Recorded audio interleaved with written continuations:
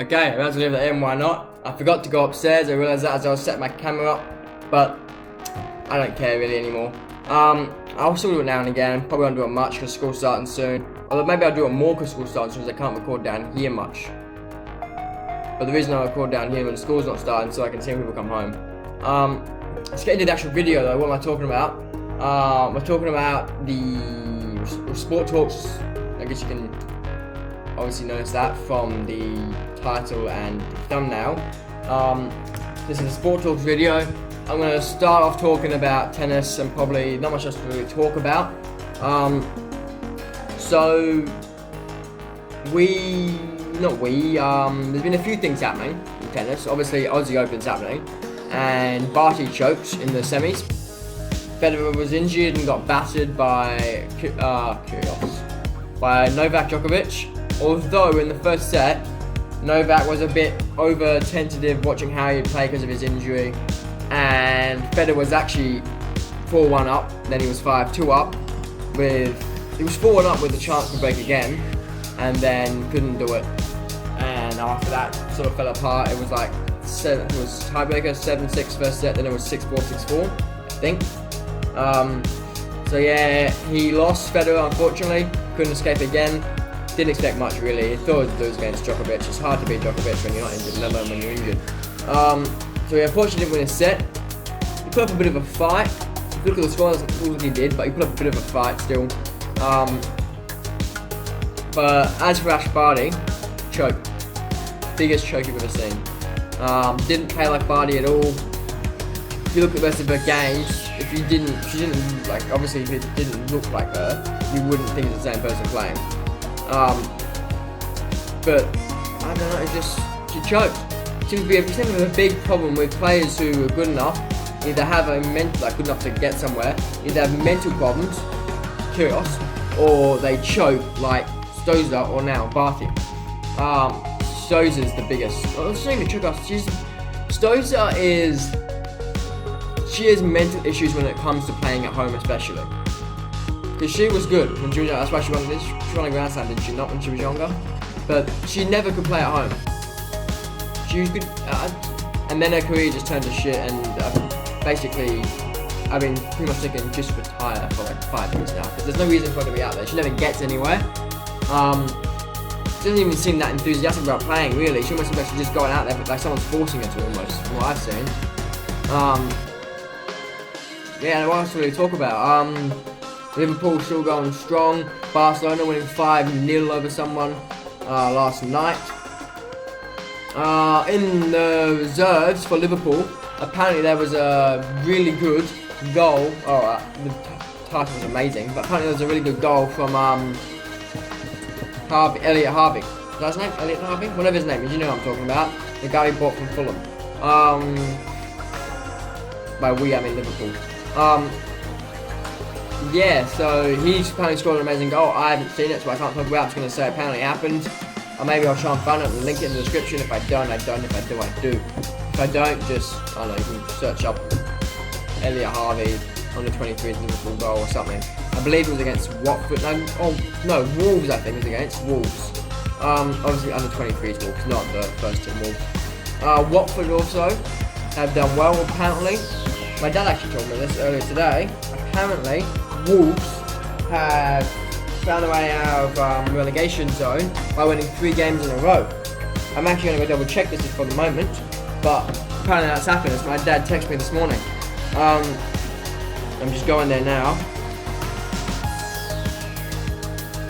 Give me a second. Here it is. Bring up the table. Then let's look. Watford. They're in 19th, I don't know what my dad's talking about. I mean, they were last, so they have improved. Maybe they have won 3 in a row, but they sure as hell haven't got out haven't got out the relegation zone. Not even close to get out the relegation zone. And they lost last game as well. My dad surely got the wrong team here. He said Watford, right? Let me double check this. I swear he said Watford.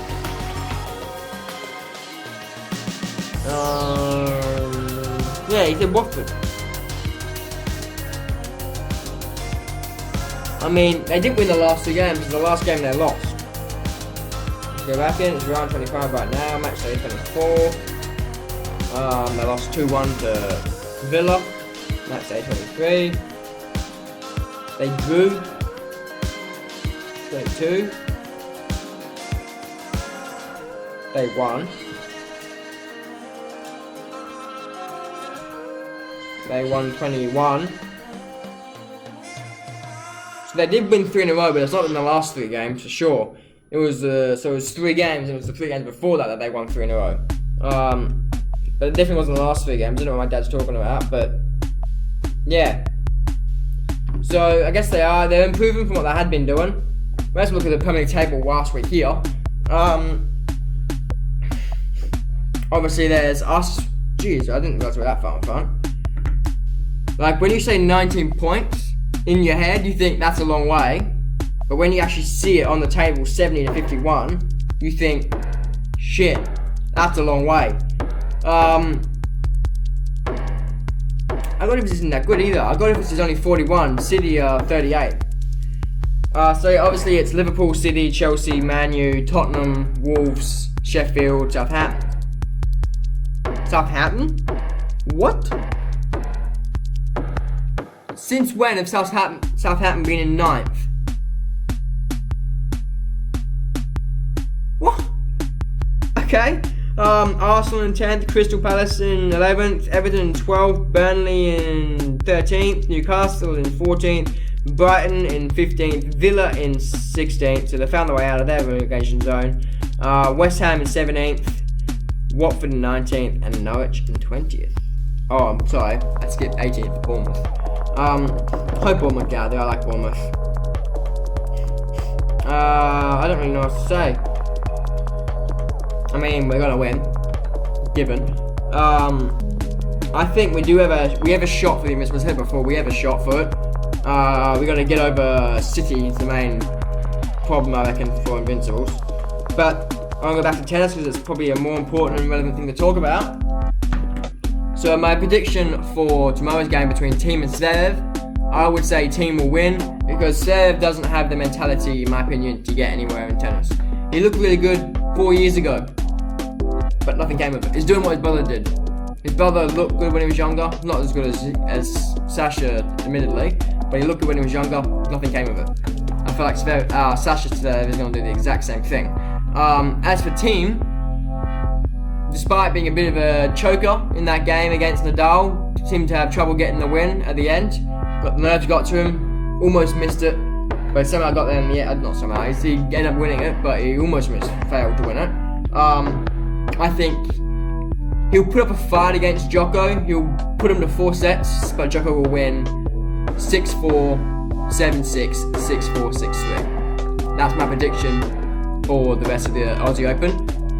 It will be Djoko, that's obviously men's only, it will be Djokovic versus Team, and it will be 6-4, 7, so 6-4, sorry, so I should say properly.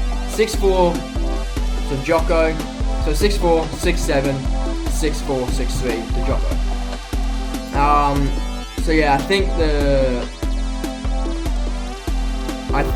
that Team will put up a fight, but it won't quite be enough to outdo Djokovic because he is playing with such confidence right now. Every shot, but apart from those first few games in that Federer, where he admitted himself, his mind, he didn't go into the game with the correct mentality. He went into the game thinking, more thinking about how is Federer going to play, not how am I going to play, if that makes sense. He was thinking about the other person's game instead of his own, which is one of the worst mistakes you can make in sport. You got to focus on your game, not your opponent's. In all sports, even running, you got to focus. Even when you're doing a distance run, you got to focus on your own run. If you try and focus on what the other person's doing and do what they're doing, you're not running your way. You won't run as well normally. Not all the time, but normally. So yeah, for the women's, I actually admittedly have no idea who's in it. I know Kennan's in it because she beat Barty. But if she wins it, good on her because she's done well. She's like, what seed is she? She's not like, is she even seeded? I don't think she's seeded, is she?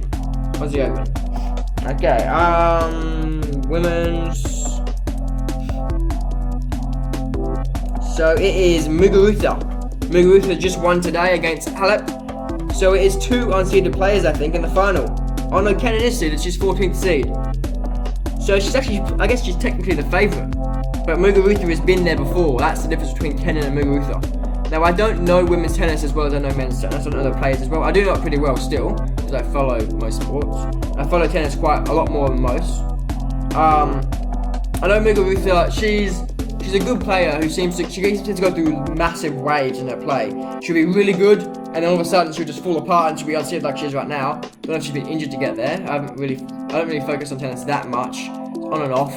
I focus on it during Aussie Open and Wimbledon, sometimes US Open, and then when it comes back around to summer again. It's really a very seasonal sport that I look at. I don't look at it that much. So yeah, Muguruza versus Kenin. I think I'm going to make a prediction again, why not? I'm going to say Muguruza will outplay Kenin. I'm going to say it will be a 6-3 to Kenin in the first set. Then it will be... Oh... No, I'm going to go the other way around. I'm going to go Muguruza will win the first set 7-6, and then Kenin will beat her 6-4, 6-2. That's my prediction for the women's final, which has already been decided. The men's hasn't, but I'm pretty much saying Sasha won't make it. So yeah, Kenin versus Muguruza, that's my prediction. It will be Muguruza winning the first set 7-6 from a tiebreaker, and then Kenin will win 6-4, 6-2 in the second set.